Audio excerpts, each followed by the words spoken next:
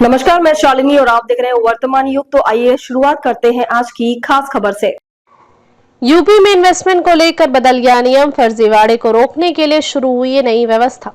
उत्तर प्रदेश में अब निवेश करने के लिए कंपनियों को आवेदन के समय ही पैन कार्ड की भी जानकारी देनी होगी। इन्वेस्ट यूपी ने निवेश में फर्जीवाड़े को रोकने के लिए व्यवस्था बनाने की तैयारी शुरू कर दी है। साथ ही इन्वेस्ट यूपी की तरफ से इस बात की भी निगरानी की जाएगी कि निवेश का आवेदन आने पर निर्धारित समय में संबंधित विभागों की तरफ से एनओसी जारी की जा रही है या नहीं।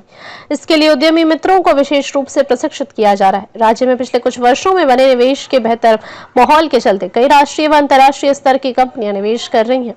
निवेश को प्रोत्साहित करने के लिए राज्य सरकार ने नीतियों में भी बदलाव किया है और निवेशकों को भूमि खरीद से लेकर विभिन्न प्रकार की छूट दी जा रही है। निवेश के आंकड़ों को बढ़ाने के लिए संबंधित विभागों की तरफ से कंपनियों की जांच की व्यवस्था पहले नहीं थी।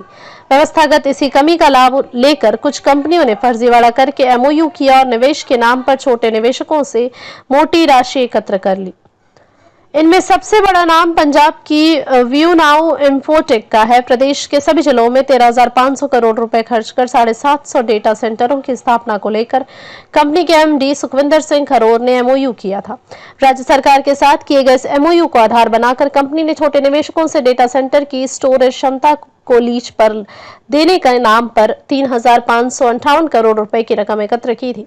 कंपनी के एमडी ने उक्त रकम को डेटा सेंटर में निवेश करने के बजाय विभिन्न माध्यमों से विदेश में स्थानांतरित कर दिया था। प्रवर्तन निदेशालय ने नोएडा पुलिस द्वारा दर्ज की गई एफआईआर के आधार पर कंपनी के फर्जीवाड़े की जांच की थी और फरवरी में दिल्ली हवाई अड्डे से एमडी व उनकी पत्नी डिंपल खरोर को विदेश भागते समय गिरफ्तार कर लिया था। इस बारे में औद्योगिक विकास मंत्री नंद गोपाल गुप्ता नंदी का कहना है कि अब निवेश में और पारदर्शिता लाने व निवेशकों का भरोसा बढ़ाने के लिए आवेदन के समय पैन कार्ड की जानकारी लेना जरूरी किया जा रहा है।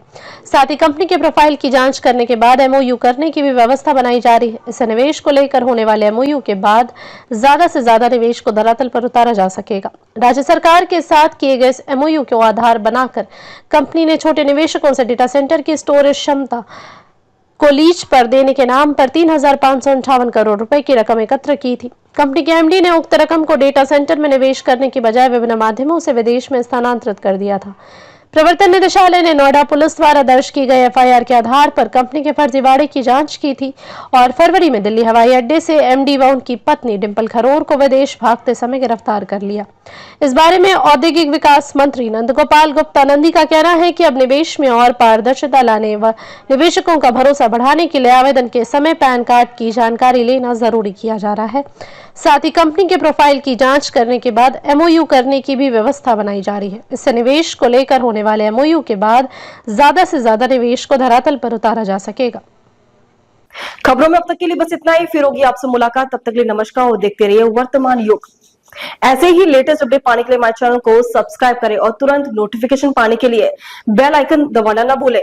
यदि आप हमें फेसबुक या इंस्टाग्राम के माध्यम से देख रहे हैं तो हमारे पेज को फॉलो जरूर करें। धन्यवाद।